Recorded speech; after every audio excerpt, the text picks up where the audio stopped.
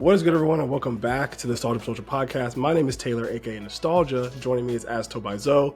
What's good, my guy? Hello. He's currently rearranging his room, so gotta give him a second. How you doing today, brother? I'm good, but there is things we need to clarify. Oh man. So yeah, literally, we have something we're supposed to do today that we're talking about. But like before we get into that, I hope you all got a chance to watch both the K-pop Demon Hunters episode as well as our bonus-ish episode that we put out last week titled The Anime Cookout, Who's Invited? Okay, so I talked about who is coming to a cookout, like what anime characters I would invite to a cookout, most specifically like a black cookout. And, you know, some of the comments that we got for some of the videos were cool. Like people were rocking with the Genkai one. People liked the Gojo one because it was just like people were throwing manga spoilers in the comments, which was kind of annoying. But because you and Kayla haven't read the manga for real, so it doesn't really like. My point still stood. I saw most of the nice comments. I haven't seen any spoilers, so. But yeah, it's like whatever. And then we need to get into this other one with the one I talked about, Luffy. Brother! Because here's my thing, okay? The premise of the presentation is anime characters that Taylor, I would invite to a cookout, right? Specifically like a black cookout. Who gets the invite? It's based on whether or not they're an ally or their vibe. And there are people that I would not invite for certain reasons. I understand that if Luffy was hosting his own cookout, and if Luffy was throwing his own party, he'd have a chef, he'd have all these people, he'd have plenty of food for everybody to eat. I am specifically in that video talking about my family gathering cookout. Mm-hmm. There are like 20-ish people in my family generally that would be at a cookout at a given time. Yes. And there are certain characters that I would invite at certain periods of time that I would be like, oh yeah, they get an invite to my family's cookout, or like the black cookout in general, like the theoretical black cookout. And the comments are so dumb because it's every single one of them's like, Luffy's bringing a chef, or Luffy wants to is gonna bring all the food with him. Luffy's gonna throw the best parties. There's no reason why you shouldn't invite him to the cookout. That's not the point we're getting. It's not Luffy's party to throw. It's so simple. It's Taylor's cookout. Oh, but Luffy's gonna pay for it all. Luffy throws the best parties. It's not Luffy's party. What's so difficult to understand? Look, man, One Piece fans, I love you. I really do. I love One Piece fans. I really, honestly, truthfully love One Piece fans. I just feel like, and this goes with a lot of this goes into a deeper conversation about like fans of like larger mainstream stories, or just entities in general. And we can get into this whole soapbox at another time, because this is not the episode for that, because we have to get through these Miyazaki movies. But like, they get so defensive about their main characters to where like you can't really talk negative about them, even in jest. Because if I'm strictly going off like, oh, like Luffy's an ally because he stands up for oppressed people and he's fighting for freedom, like Kayla was talking about, right? Like, I agree with Kayla. There's a couple of comments in there pretty funny that are like, there's one person that said, somebody said something about like, he might leave people with like half a Capri Sun, but after he's done with that, he's gonna go fight for our freedom. And can a nuke really kill him? And that was funny. Like I'll take those comments. Those are fine. I love those. But like when you guys are willfully ignorant or just like willfully missing the point, it doesn't make it. It's kind of frustrating. It's so, like you said it. It's like people have to stand up for their favorite. It's almost like stan culture. It is 100%. But like later in that clip, Zoro is my favorite character in like any piece of media ever. He's like top 5 for me. In that clip, I go, Zoro's not invited. He's racist. You need to like hey, calm down, buddy. It's just a drawing. You don't need to defend him with your whole life. Yeah, I don't know, man. I mean, it's, I'm not even that like upset about it because engagement good. You know what I'm saying? Yeah, especially on I'm TikTok. playing it up. I'm not upset. I'm playing it but up. It is kind of annoying. It is kind of annoying because it's like, all right, here's the premise. I'm throwing a cookout. Here are the characters I would invite to the cookout if I was throwing it. And I say, oh yeah, Luffy's not invited because he eat all my food. And it's like, okay. Then people are like, oh, well, Luffy's going to throw his own party. He has plenty of food. That's not the point. And if we're invited to that, we'll go. He's not Exactly. invited to ours. Right? Am I invited? Yeah, he's not invited to mine for that specific reason because he eats too much. Am I invited to his? I would assume so. But you never know. There's only one comment that actually pissed me off. What was it? The one where that person said, I'm happy being oppressed. Let me eat my gruel. Yeah. Hey, man, it's anime. It's an anime podcast. And we're talking about which fictional anime characters are coming to our fictional anime cookout. We're not talking about oppression. We're not. Like, and I get like Kayla's point, right? I told, because we were talking about this in the chat. I said Kayla feels like Oppenheimer right now because she made a comment. She was like, if he's invited to the cookout, he's saving our nation. Like basically saying that like if we were to invite Luffy to the cookout, he'd be more inclined to like save America from the shit we're experiencing, right? And it's like, yeah. In a vacuum, yes, 100%. I think and it adds to like how funny that clip is. But then people are taking it too seriously. Yeah, people are like, oh yeah, buddy. It's like, oh yeah, I would me as a person and what I stand for would allow myself to be oppressed just because I want to eat food. Yeah, it's not that deep. Huh? Like, what are we talking about? We're having a fun little ha-ha hee-hee moment with our favorite fictional anime characters. Dude, I can't. Oh my god, bro. I don't understand. It's really funny. None of the comments ever got that deep. But the reason I say it's like stan culture is have you seen the what's been going on Twitter with with Jean Grey and Phoenix. So Jean Grey and we have to. This has to be a different episode. We can't. Okay. This is my last thing. It's Jean Grey and Wanda. Because they have their stands. Yes. And listen, if you read comics, Reed Richard and Sue Richards' son is a fucking problem. Yeah. Franklin Richards is a problem. He's like top 3 strongest ever. What are we talking about? Yes, Galactus has had many heralds. Franklin has had one, and it's Galactus. So people are like, oh wow, one of the most powerful characters have been revealed. And Wanda and Jean Grey stands are like, but it's not more powerful than my favorite, and this and that, and blah, blah, blah. And it's really, on Twitter, it's been way more annoying than our comment really section. Bad. And it's like, right, and it's been like, they're like, oh, if you just read comics, there was a comic book artist who worked on several different Fantastic Four issues, and it was like they told him to go read comics, and I was like, oh god. Someone called them comic barbs, and I thought that was the funniest. Yeah. All right.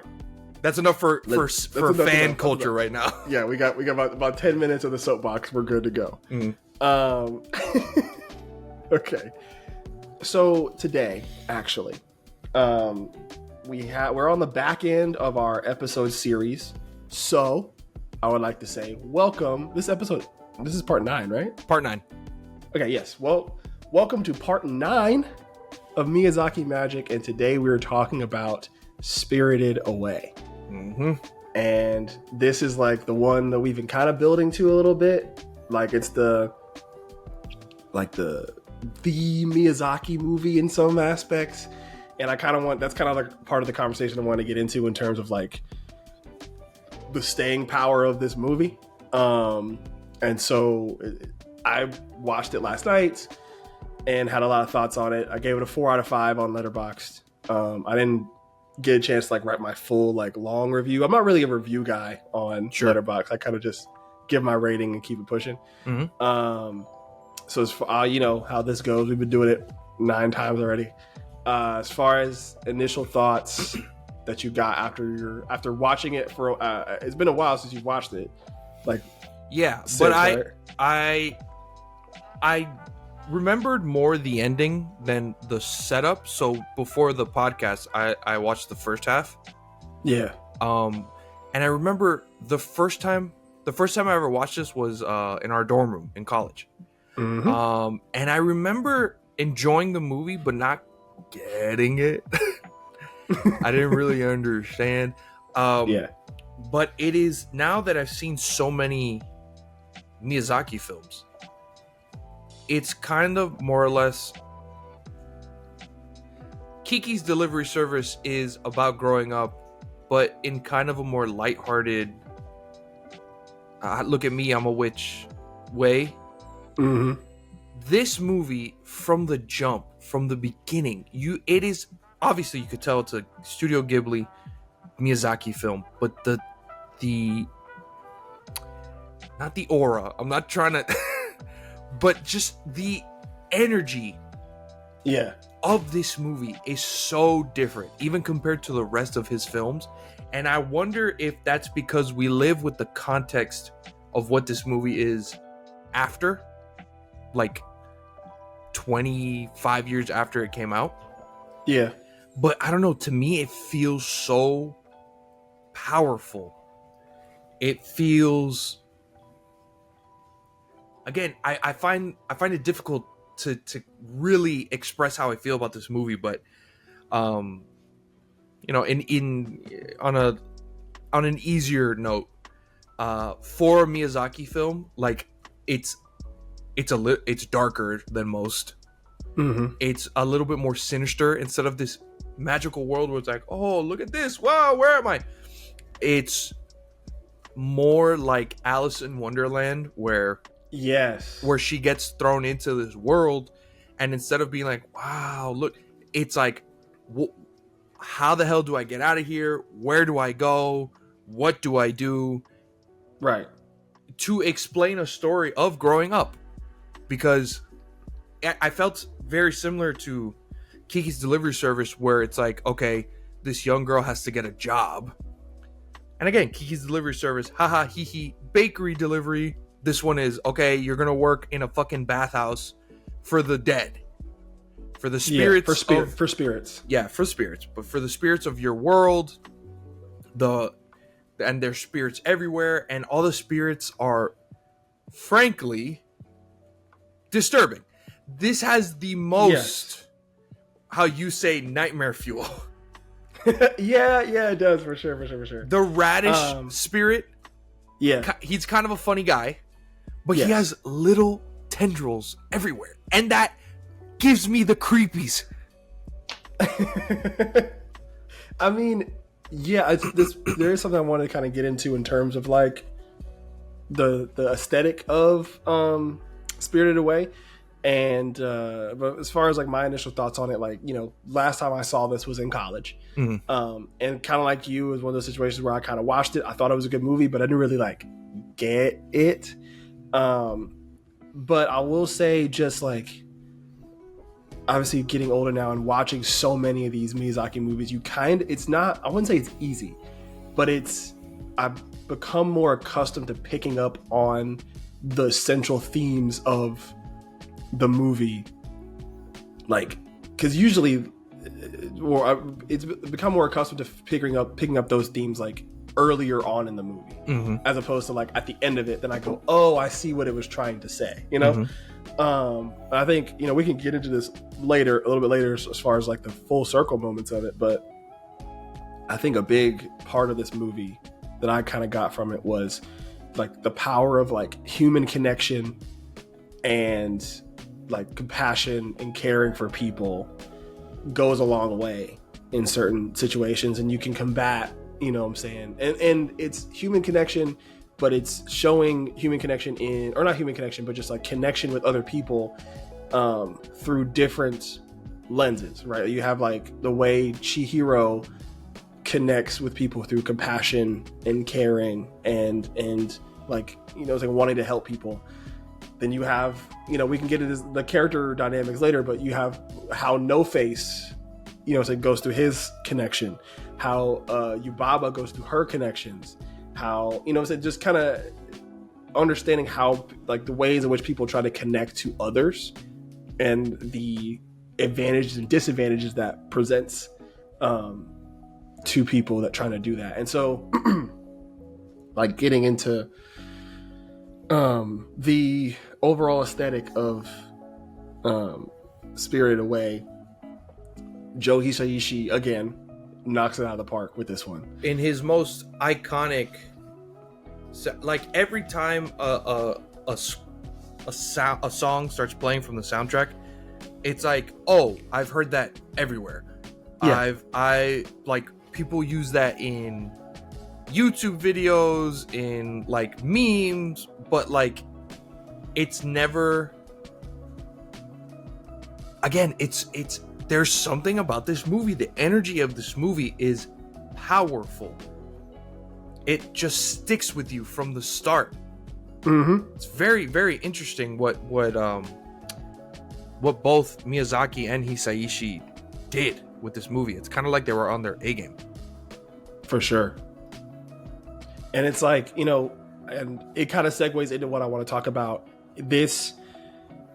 The soundtrack, especially the main score, sounds very spiritual and like folklore based in its approach. And it kind of segues into the main overarching theme of Spirited Away, which is the Shinto religion of Japan that focuses primarily on spirits and everything. I think, if my memory of Shinto religion is correct from my days of learning in college, I think it's of learning world religion in college, I think it's a situation where like almost everything in the world in that religion has some sort of a spirit attached to it. So like vegetables and other types of food have spirits. So like the radish spirit, and like how a radish would look before you take it out of the ground, or when you take it out of the ground, like how that raw radish looks is the spirit. How Haku, how like, you know, you find out that he's a dragon, but he's a specific river spirit. Yes. And then, you know, Miyazaki, I wrote this in my notes, I said Miyazaki environmentalism strikes again when that one big sludge of like stink and muck and mud comes into the bathhouse and Chihiro helps get it cleaned. It's actually like the river spirit. Yeah. And it was the problem with that river spirit. It's clean because it was covered in all of like human waste and pollution. Yep. So I thought that was like an interesting take. But like even in some of the main characters, and I kind of wrote some of them down, like that are based on certain like yokai or spirits or whatever. So like Kamaji, the boiler room spirit with like 6 arms, like he's supposed to be inspired by Sujigumo, which is a spider demon. Yubaba is based on a mountain witch. No Face is inspired by like certain masks you would see in like No theater. Lynn is a bathhouse worker, but like she's a demon, but she's not a specific type of demon. I think it's like when it's interesting, like for Japanese like folklore, like demons aren't necessarily inherently evil. They just kind of are born in in a different part of like the world, I guess, the world between. And so I think like with the soundtrack and the aesthetic of it, it's really cool, like seeing like how deep into the folklore that Miyazaki goes into with some of these these spirits and stuff like that. So it's like really cool to see. But as far as the story, like it's funny, I think, is this his the longest movie, or is Wind Rises longer? This one felt longer, huh? It did. But it was paced a lot better. Yes. It was paced a lot better. I agree with that. It doesn't feel longer where like fucking oh my god, Scorsese's last movie with the natives. Killers of the Flower Moon. It is a good movie, but it feels 3.5 hours long. Yeah. It's fucking long. This one, it does feel long, but it's not like you're sitting in it and you're going, oof. Like, it feels more rich. The story feels more well-rounded. And talking about that story, it's almost as if like Miyazaki just put everything he's always talked about into this movie without it feeling too bloated. Because like I said, young girl growing up, when Yubaba takes her name, that's kind of like symbolic of like, I'm killing the child. Now she has to become an adult. But also, like you said, human connection and being nice to others. It's almost as if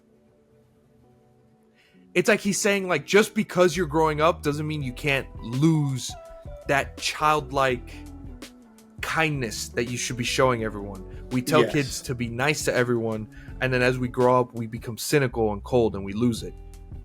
Right, but also, Haku being the river spirit, it's like our relationship with nature, and it's almost like everything is combined in this movie. Yeah, and I love, like, just to get on that part with his like environmentalism. It only comes up twice in the movie. Like, it's not as like prominent, like, in your face as like maybe like a Ponyo or like a Princess Mononoke or stuff like that. It's like two different occasions. It's the main river spirit coming to say, hey, thank you for cleaning me because I was dirty for all this pollution and stuff like that. But then it's also the fact that Haku, his real name is the Kohaku River, and to which Chihiro says, oh, it's all apartment buildings now. And I was like, damn, that sucks. That sucks. I wanted to look up, like, is Kohaku River still there in Japan, but I didn't do it. Yeah, and the way he makes their dynamic, like, Chihiro's like a kid. So she's very innocent and naive, and nothing ever weird was done. But like Haku is, I wouldn't say like in love with her, but Haku like loves her.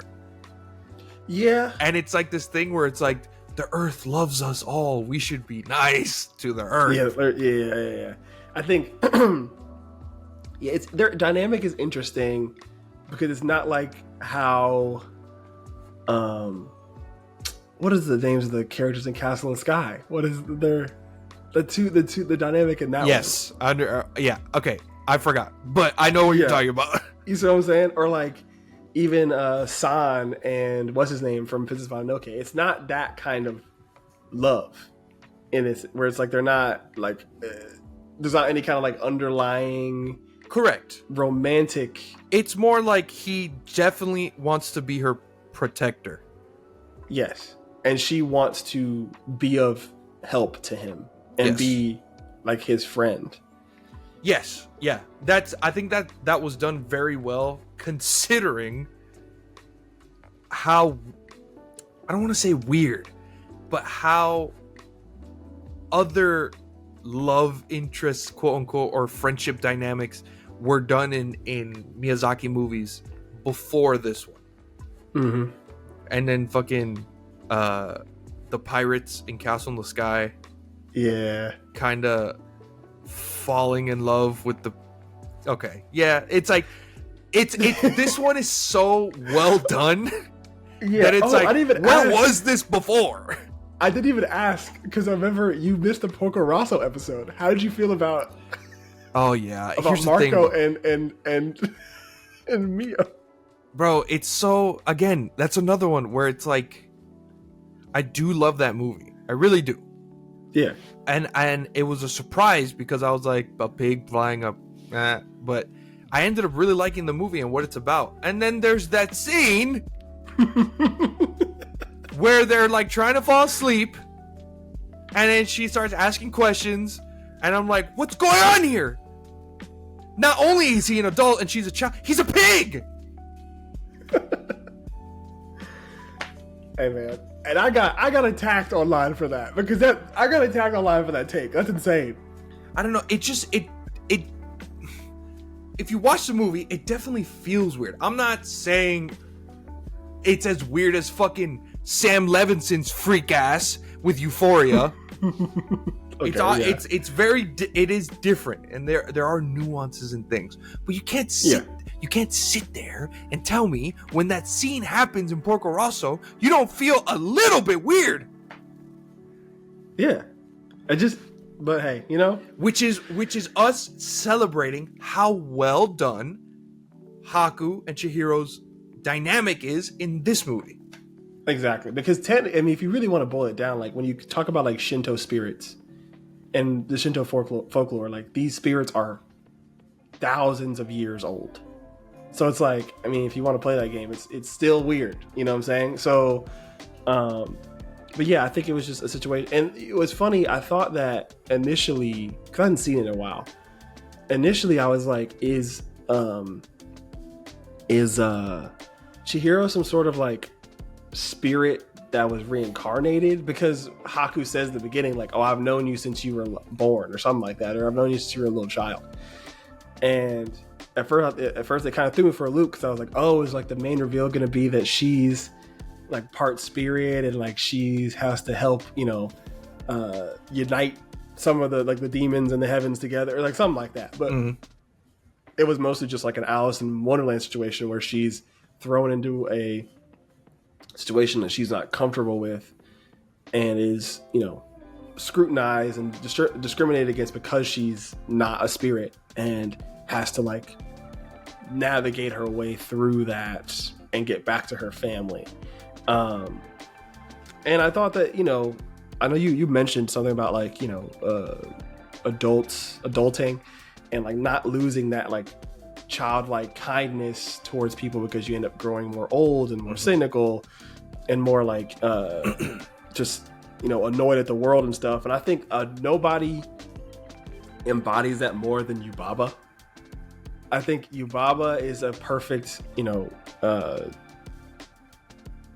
like example of that specifically, especially when it comes to like how like from the initial meeting that you have between her and Chihiro, and even before that when Chihiro's parents just straight up steal food.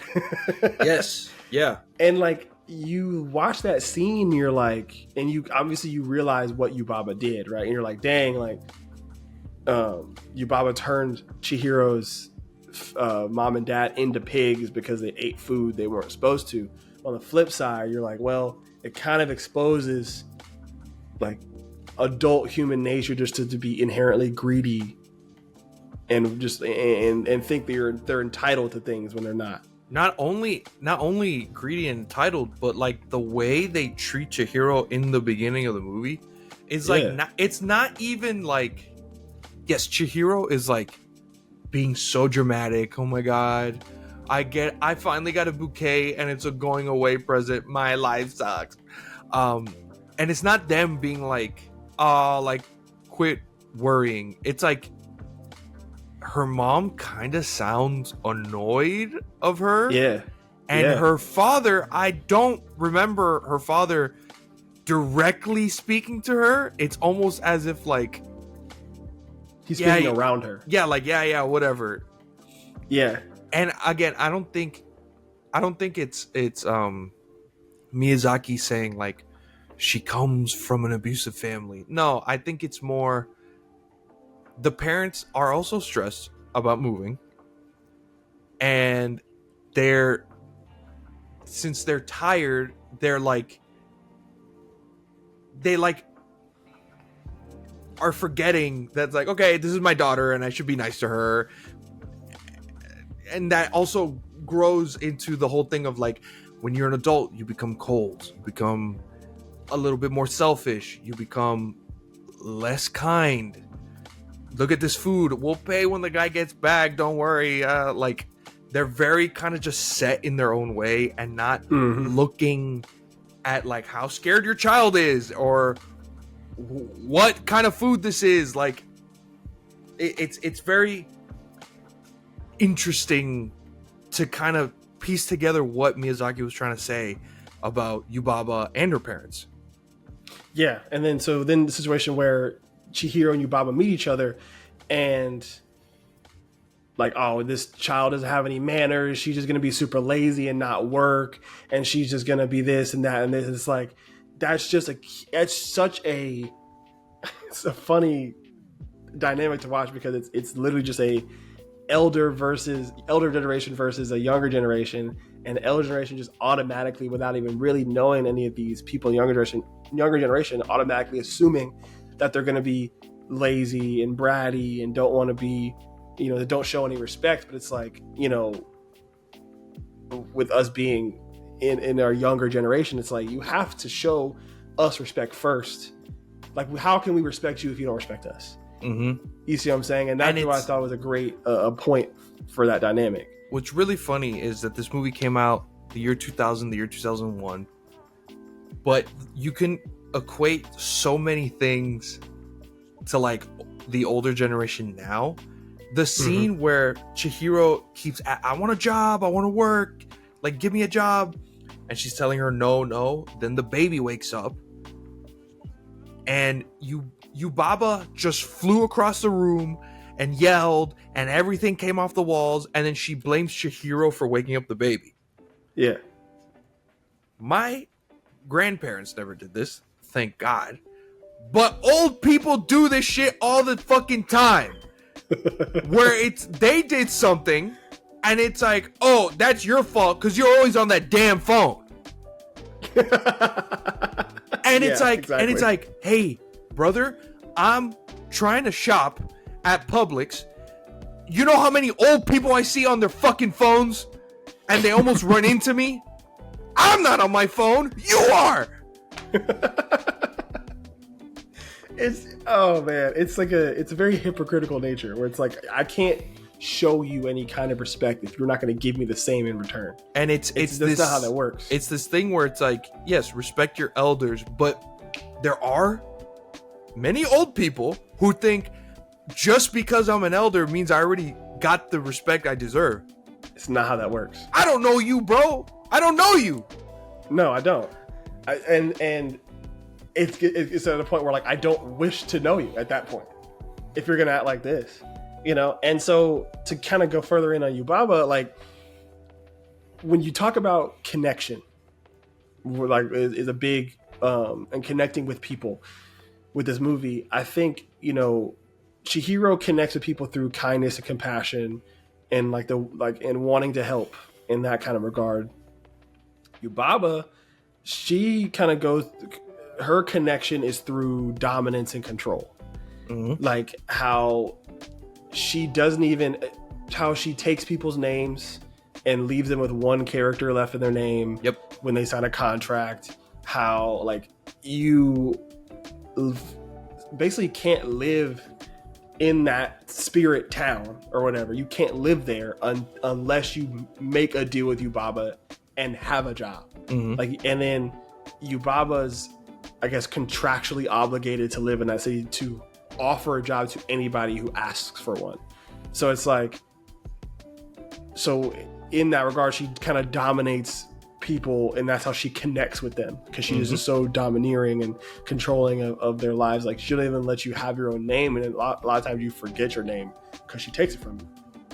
So Chihiro's name, if you look at like the Japanese language works, like if you look at her name when she wrote it down, she took 3 characters out of her name just to leave the word sen in there. So that was her name moving forward throughout the whole movie. And so it's funny when you kind of try to just merely connect people through dominance and control. Sometimes you might look past people or look over people and don't even really recognize what's in front of you. And that comes in the form of like when she doesn't recognize her own baby.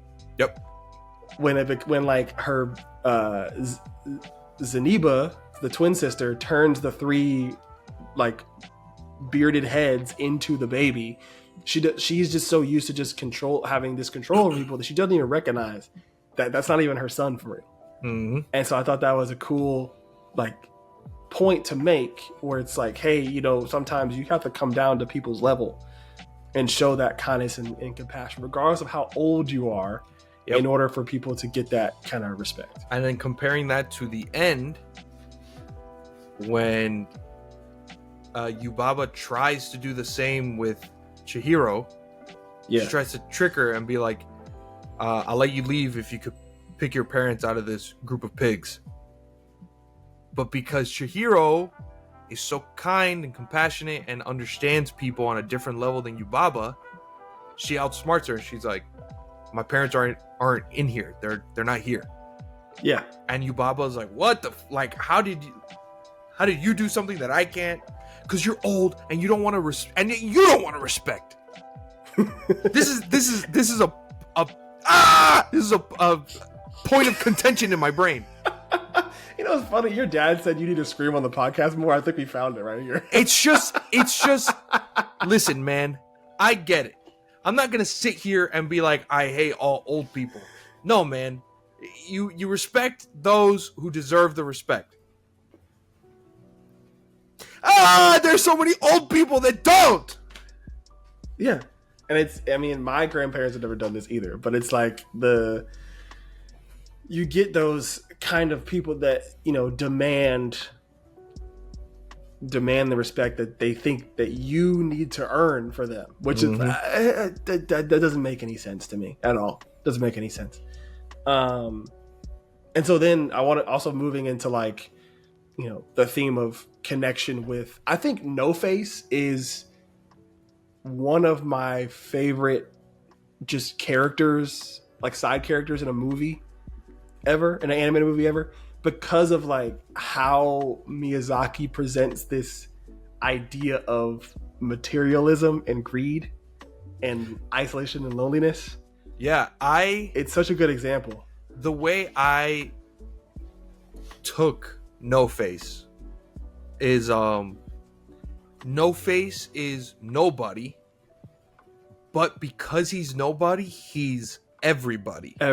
He is a mirror. He sees what everyone's doing and copies it to the extent of where he is causing this huge rampage in the bathhouse. But everyone in the bathhouse is so seedy and greedy and what is the sloth? What is like whatever. They're all lazy and they can't see that he's them. They're just seeing like, oh, this guy's a problem. It's like, no, he's a mirror to everybody. Not only the people in the fucking movie, but to real life. The Black Mirror. Oh. Yeah, I think, you know, it's funny. This is a crazy comparison, but I think No Face gave me the same vibe as like Rey from Evangelion. In the sense that they have like a very clean slate of knowledge, emotions, and mannerisms that they just kind of pick up what they see from other people. Like, I mean, in Ray's aspect, it's a situation where like it's just kind of what she sees, and she's like genetically modified to pilot the Avas, and she gets like a lot of her knowledge of things from Shinji and Asuka and Misato and all the people around her to kind of create what she is and try to understand what being a human is. With No Face has the ability to, like, once he eats you, he can take your voice, your mannerisms, your thoughts, all that kind of stuff. So in the sense that you talked about, he is nobody, but he has the propensity to be everybody. And so for him, what I kind of interpreted him as is a situation where he represents connection through materialism and greed, to where, because you think about, you know, he saw that everybody was kind of going crazy about the fact that the river spirit left gold behind. Yeah. So what he decides to do in order for him to have that connection with people is he decides to create gold out of his hand. Like, he probably took a piece of gold and now he can kind of create the gold. Granted, the gold that he's creating is just dirt. It's not real. Yeah. But look at me, guys. Look at me. Yeah, exactly. Look at me. Hey, look at me. Like, be my friend because I have all this gold. And even before that, right? Like, when Chihiro tries to go get that herbal water for the river spirit, and the guy at the bathhouse is like, won't let her get it because obviously she's a human, he's going to discriminate against her, right? No Face decides to grab the herbal tea thing and give it to Chihiro, and she's like, oh, thanks. No Face instinctively thinks, okay, if I give her these things, she'll be my friend, or I can connect with her. And but that's not the case. He tries to give way more to her. Yeah. He has to give way more to her, and she's like, I don't need them right now, but thank you, I appreciate it. I don't need them right now. So now he's like, okay, I don't know what to do now.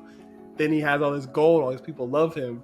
He tries to give a mountain of gold to Chihiro, and she's like, I don't want any of that gold. It's like, I just want you to leave these people alone.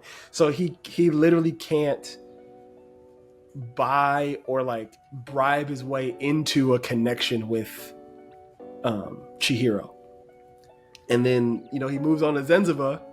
Like, that he sees the error of his ways. He sees the error of his ways, and he follows her to Zenziba's house. And just by being calm, nice, and being helpful in a meaningful way, he's able to like establish a connection with Zeniba, and like gets to stay with her. Yeah. So like, you're saying, I kind of, yeah. And I remember whatever her name is, Zeniba. I think it's Zeniba. Yeah. She is like, the reason he stays is because she's like, okay, I'm gonna try to guide you into a life that isn't as seedy as the people who stay at the bathhouse. Yeah. You know, it's very real. We've met people just like that, where it's like, be my friend, I'll give you whatever you want. And it's what makes No Face a good character. It is, yes, the situations that he's put in are kind of like, you know, a little comical, but he is a sad character. Yes, again, for sure. Being nobody, people don't like feeling like a nobody. Yeah. And because you're a nobody, you try to be like everybody. It's very, again, it's very fantastical in the way it's presented, but it's a very real, like, issue. Yeah, for sure. And the way in which like No Face kind of goes about it, and it's like, you know, No Face is kind of presented as a child, essentially. Like, No Face, in the way he behaves, No Face is kind of like a child, like a very young, impressionable child. Yep. And so they just kind of, they're just a product of their environment, and they think that, you know, materialism and showing off these fancy things is going to make, you know, saying people connect and love them.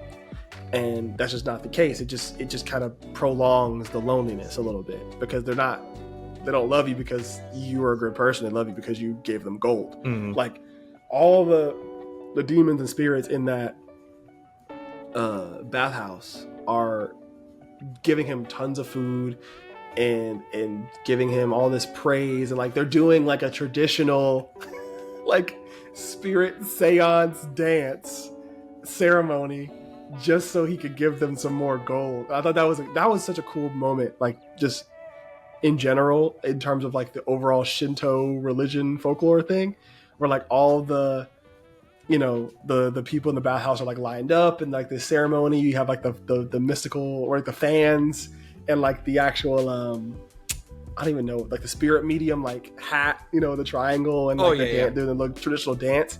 Like it's that aesthetic with the Shinto religion is so like deeply ingrained into that in this movie, and it's such a cool like thing to kind of take on. I do want to talk about Kamaji though, because he's one of my favorite characters in this movie, because I think he's kind of the reason why Chihiro turns into the person she turns into by the end of the movie. Because, obviously Haku helps her, but Haku has to act like he doesn't know her early in the movie. Like when Haku saves her initially, but when Chihiro goes to meet with Yubaba and Haku comes in, Haku's like, I don't know who you are, or don't talk to me, and if you're gonna say something to me, address me as young master, right? Like the love and compassion's gone because Haku's forced to be in a very difficult situation. Yeah, early on in the movie, Kamaji really does stick his neck out for her, just randomly being like, that's my granddaughter. Yeah, I was like, I think had he not done that, I think it would have been Chihiro wouldn't have even been able to like survive one, but also I just think like she wouldn't have been able to kind of approach everything with the compassion, care that she does for the rest of the movie, because Kamaji's like, oh, that's my granddaughter, you need to give her a job. And then even then too, with like the spirit train, where he's like, I've been saving these tickets to move to a different area, to get out of his bathhouse, to go to a different area in the spirit realm. I've been saving these tickets for 40 years. He had 4 of them or 5 of them or something like that. And he's like, I want you to have them so you can save Haku. Like, a lot of people aren't doing that. Like, if you've been saving all these tickets to leave and, you understand the situation, like just reaching out your hand for that big of a moment to help out somebody like Chihiro, it's a huge moment. And so I love Kamaji. Also, I think his design's cool. Oh yeah, he's awesome. I think his like mustache face design is like kind of comical, because like you can't see his mouth move, you can't see his eyes because of the glasses, mixed with his body of like these ever extending 6 arms. It's super like compelling and interesting. Yeah, for sure. Okay, so in terms of, I know we're at part 9 of these of this series, and when we talk about Spirited Away, like we talk about like the big 3 Miyazaki movies: Princess Mononoke, Howl's Moving Castle, and Spirited Away. I think that's what we talk about, right? Those are the big 3 ones. Yeah. In terms of like having watched it the second time around, one time a lot younger, and then now that we're significantly older, and with the knowledge that we have about Miyazaki movies and like the understanding that this is like the Miyazaki movie, like do you think it deserves that title as like the Miyazaki movie? This one, yes. Yeah, like I said, it's not my favorite. I think my favorite is gonna be The Wind Rises. Yeah. But like I said, it's the energy around this movie is different. I can't explain it other than that. It's just so on its shit. It's on its game. Yeah. But now that we've seen so many of these movies, I don't think Howl's Moving Castle deserves to be up there. Oh, Caleb's not going to be happy with you with that. As a movie, it's a good movie, obviously. Yeah. It does not touch Mononoke, Spirited Away, or The Wind Rises. It's just not on that caliber. Hey, we got 2 episodes. We got The Boy and the Hare on next, and then we have our final list of where you rank all of the movies. We can yell at each other. Then Taylor's not gonna be happy with you on that one. I think a lot of people aren't gonna be happy because and people are gonna think, oh, because you didn't like it. I do like Howl's Moving Castle. I just don't think it's.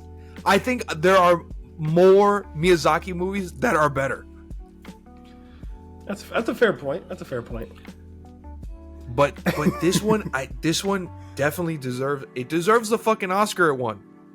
Yeah. It deserves all the money it got. It deserves to be what it is. And so does The Wind Rises, but that's there's a lot of, Hollywood mumbo jumbo. I think it was the first movie that was distributed by Warner Brothers instead of Disney, and the marketing, and that's boring stuff. Yeah. So I'll say it definitely deserves that mantle as the Miyazaki movie.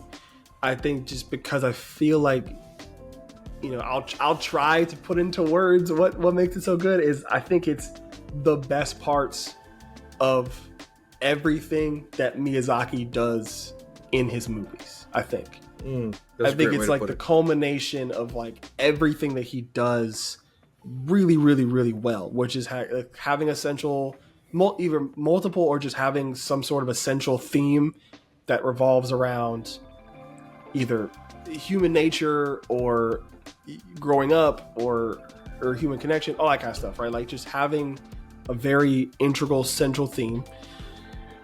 The spiritual, whimsy, mystical aspect of his movies. Obviously, the soundtrack and animation are going to be amazing. It's so good. And then having great characters too. I think that every character that has a significant part to play in the movie is great. Even the baby, who I don't like the baby that much as a character, he still is a solid character. Does he fall under Miyazaki Nightmare Fuel? Because he's big as fuck. That's scary. He's big as shit. He is scary, but I think he's like Sweet Pea from Adventure Time. He is low key. He's like Sweet Pea from Adventure Time. I don't know. Kind of, but not really, because he's just and we know that Sweet Pea turns into the fucking Lich, so Sweet Pea's scary as shit. I think I'm trying to figure out exactly what he reminds me of. Even though it doesn't tick the Nightmare Fuel thing for me, he reminds me a lot of the baby. Was there this big ass baby in Akira that we watched? Remember that? Not big, but there was a baby. Like a baby type of I don't know. I can't remember. I can't remember exactly what I'm thinking of. You know what we should do? What? Funny idea. Ranking how scary animated babies are. Because you know what's another really scary animated baby? And this might be a deep cut. What is it? You know how Pixar always has a short before their movies? Yes. Do you remember the one before Toy Story? Kind of, yeah. So it was a short about these toys, and they were running from the baby. Yes. That baby's terrifying. For 100%. Okay, definitely. So we have to rank scary animated babies. That's an October episode for sure. That's an October episode.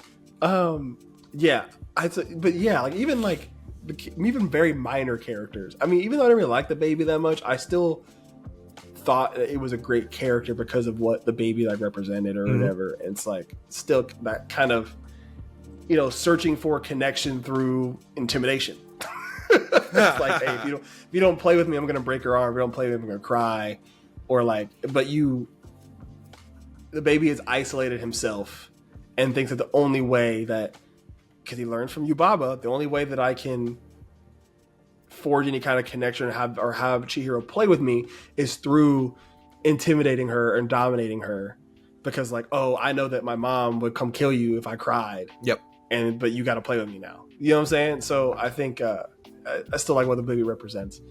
But yeah, like every single like great part of Miyazaki as a director and Studio Ghibli as a studio is in this movie. And I think that's why I think it's the Miyazaki movie. I think that's the iconic one. That's a great way to put it.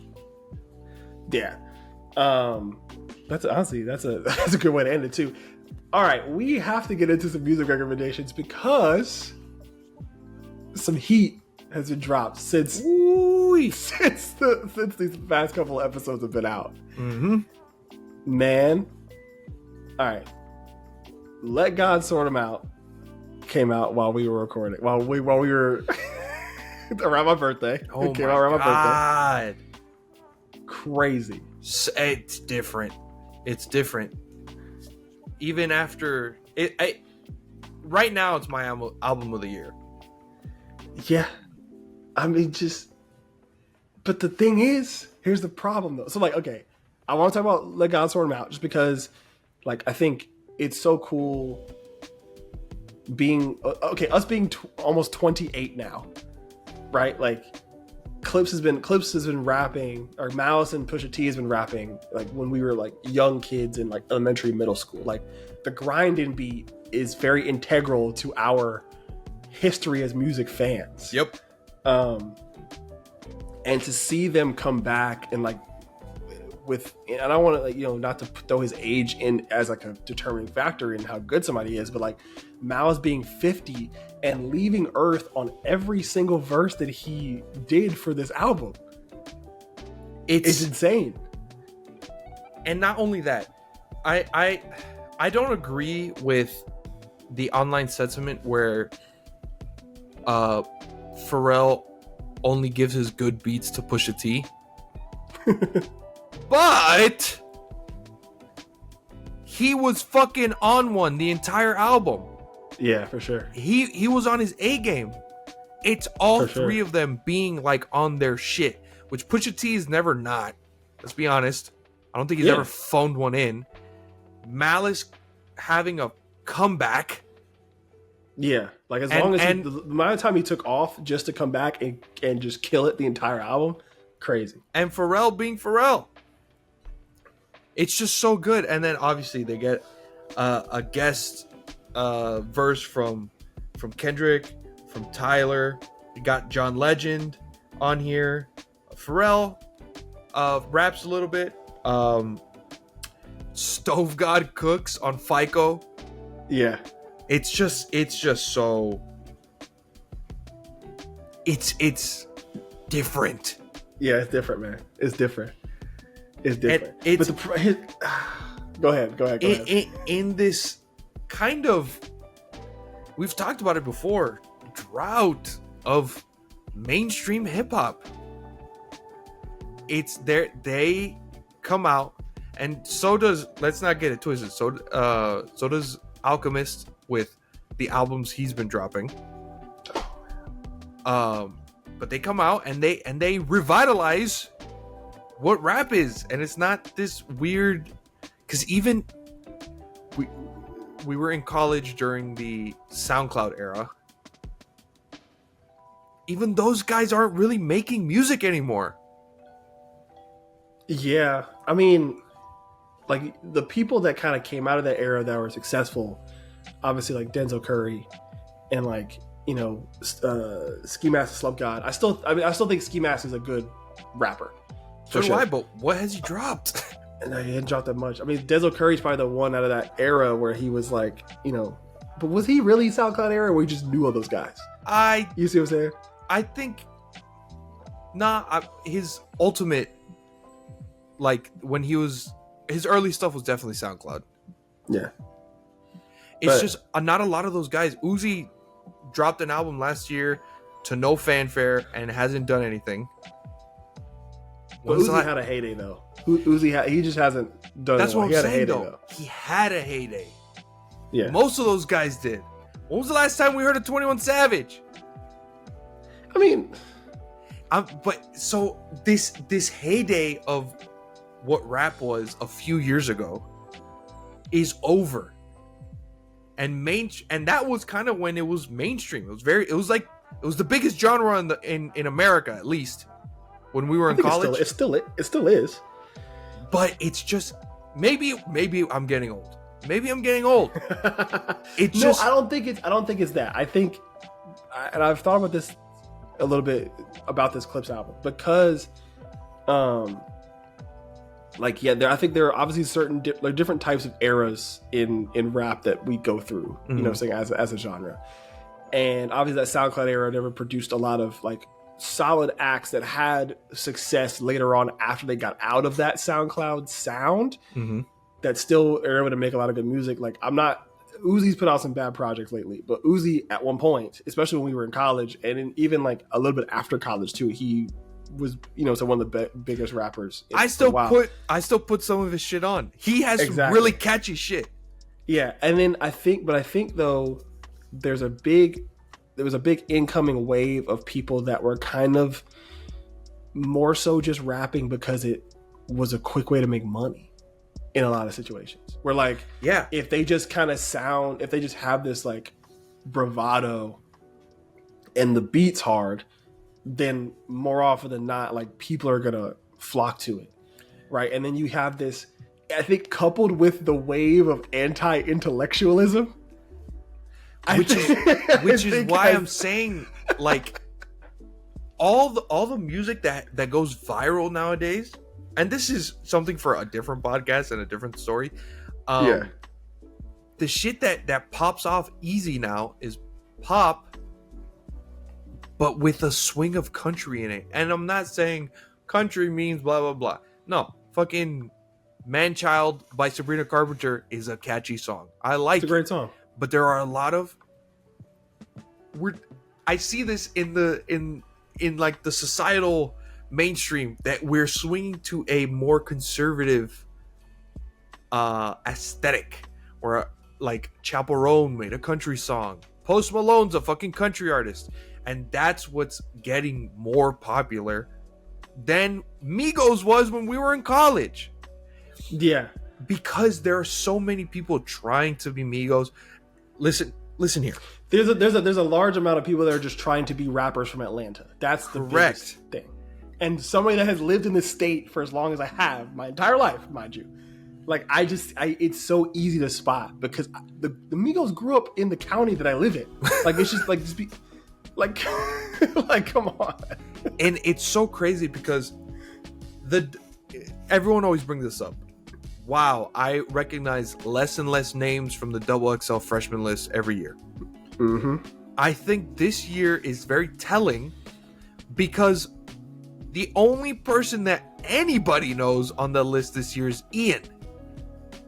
And he's ass. Which he's really not good. But the rest of the people, it's not even like it's because you're not online. Oh, it's because you guys are old. Nobody knows who they are. I know, but and like that was what I saw something there like yesterday. I saw two different takes from this, right?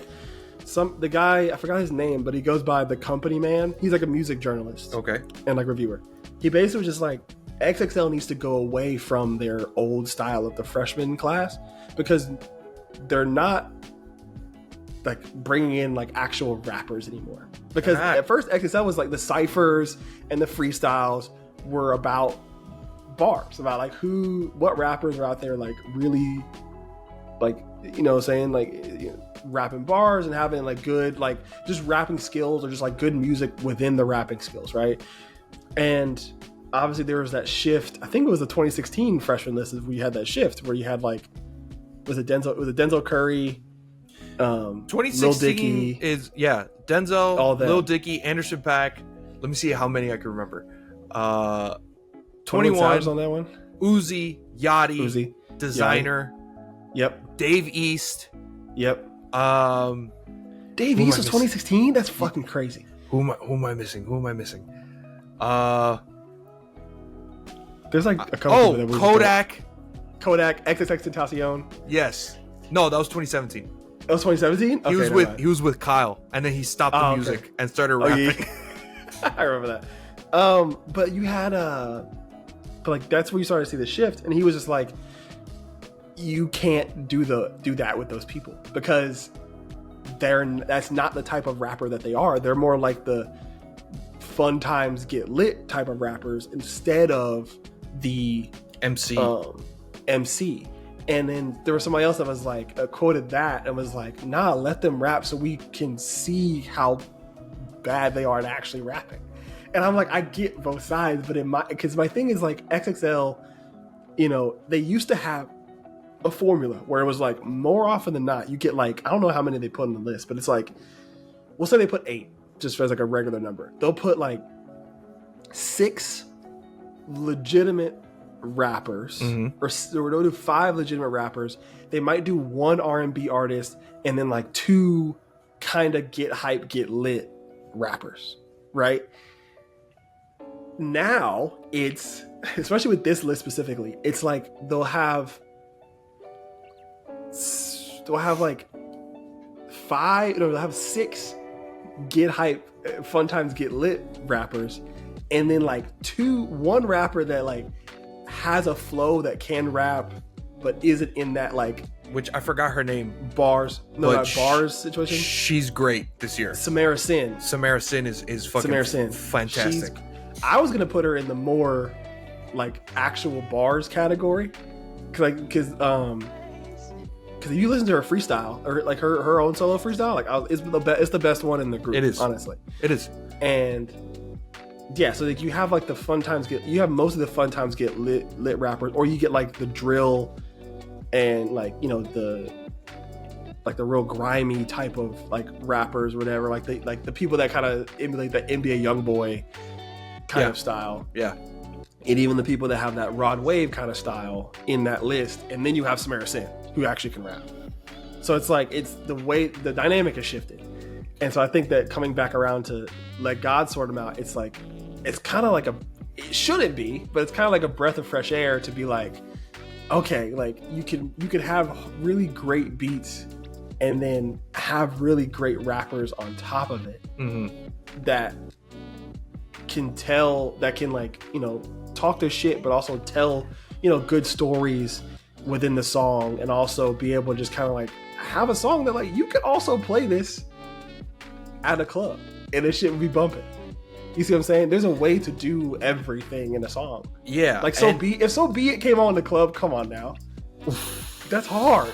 That's hard. But also, there's also a shift in the cultural zeitgeist where I feel like if this album came out 5 years ago, a lot more people would have been like, old head, who cares, they're old. We would have worn this album out in Austin's car in college. Yes. I think the conversation with the XXL freshman list is very interesting. Yeah. Because they used to have lists and people would have careers. The past few years, you don't hear about people on the list and then they don't have careers. You want to know how we already talked about the 2016 list. You want to know how legendary the 2013 list is? Who is it? Do you remember who's on there? No. Schoolboy Q, Joey Badass, Absol, Logic. Whether you like him or not, he had a great career. He's still rapping. Action Bronson, Travis Scott, Chief Keef, and then there's other people like Trinidad James had a few hits. Oh, 3. Kirko Bangs had a few hits. Yeah. Dizzy Wright, he had a few features. He was. I mean, he's probably. I liked him when he was out. When he was. So did I. Out. So did I. And sure. then Angel Hayes, which I don't remember. Don't remember Angel Hayes. But look at the caliber of that list. Yeah. There are rappers who are still making music. Schoolboy Q dropped an album last year, and it was fucking phenomenal. 11 years after his Double XL freshman appearance. Absol put out an album last year and it was fucking phenomenal too. Like, what are you talking about? And then you have people on the freshman list from 2 years ago who are already like don't have a career. Yeah, but I think it's XXL is different now because the fact that this is definitely a conversation for a different podcast episode. Yeah, but like those people on that list are already well off and don't need the XXL list. Back then, in 2013, like to be an XXL freshman was a big deal. Yeah, right? It meant that you were slated to potentially have a great career. The internet has changed a lot. That was very much like the blog era days. Yeah, like if you made an XXL freshman list back in like 2014 and then prior. You needed to make that list in order to like have like to get that boost. You could do it without having the list. You could do it. You could be successful without making that list. But there are a lot of people on that list that got bigger because of it. Like Logic is one of those people. Yeah, Logic got way bigger after because I used to listen to him before he made the list, and when he made the list as a underground fan, I was really excited. And then he got more popular after he made the list. Like Laser Dim 7000 is already popular without the list. He doesn't need to be on there. Ian is way more popular without making that list. He doesn't need to be on there. Is Laser Dim? I don't know, because the internet, I already have that name in my head. I have not listened to a single note of music that he's put out, but I know him because of the internet. You see what I'm saying? I'll say the only one that really, really has popped off, and I don't like his music, but people do, is Ian. Yeah. Hey, I'll be honest, brother. The beat, I don't know what the song's called, but it's the one where he's breathing. Yeah, try to hit this. That beat's kind of hard. It is. It just pisses me off that he's on it. Did Yeet make a XXL list or no? I feel like he made it last year. He had to have. I think he made it last year. But that's a similar thing I'm talking about. Like that's the kind of caliber of rapper that like you're gonna get now, and that's why Let God Sort Him Out, and even what's about to say? Even Freddie Gibbs' album Alfredo 2 with Alchemist. Mm-hmm. Like just those two albums specifically coming out. And honestly, like I told you, I said both those albums. It's hard. It's gonna be hard for me to pick which album is album of the year, rap album of the year after this, because like I keep going back to both those albums, and I'm like, I don't know. For me, it's Clipse. They're both phenomenal. It's gonna take me a few more listens to Wow, both. Yeet was never a freshman. I thought he would be. I think that's so stupid. He's had more of a career than most people on a freshman list. But if he was to make it, it wouldn't have mattered. He would have had a big career regardless. I get what you're saying. It's just I'm so stuck into what it used to be.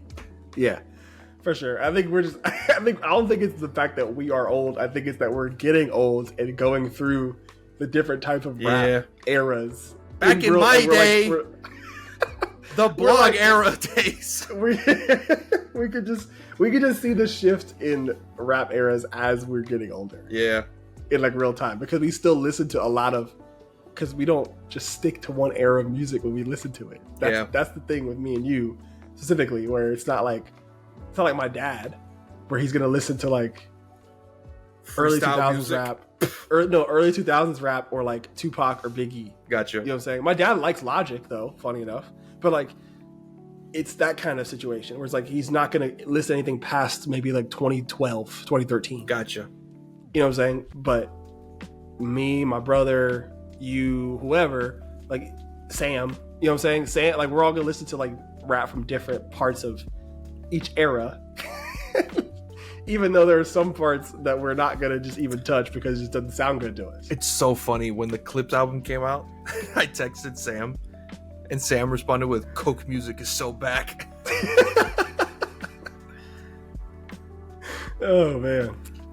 It is though, because Freddie and Freddy and then Clipse. Both those albums are. Have you seen that before we leave? That meme, the new Freddie Gibbs tomorrow, and there's a guy. Bitch, I'm Freddie Gibbs. Yeah, I'm Freddie Gibbs. Freddie Gibbs. I took my shirt off. Cocaine and the cocaine and the cocaine.